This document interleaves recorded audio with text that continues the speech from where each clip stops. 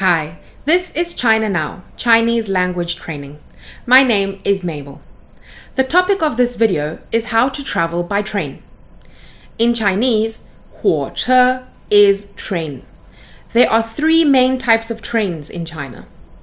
快 fast, 特快 special fast or express, 高铁 high speed. The first type, 快, ironically, are the slow trains and the cheapest. The second type of trains, 特快, are slightly faster than the 快 trains.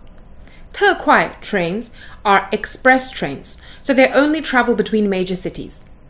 The third category is 高铁, high-speed rail. Repeat after me. 火车, 快车, 特快车, 高铁. Now, let's learn some useful vocabulary. 票 means ticket. 出发 means departure. And 到达 means arrival. Repeat after me. 票出发到达.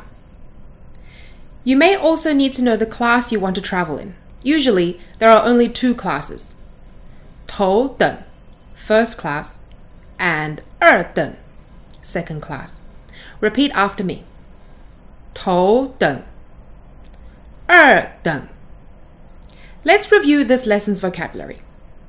火车快车特快车高铁票出发到达头等二等. That's it. Thanks for watching. This is China Now.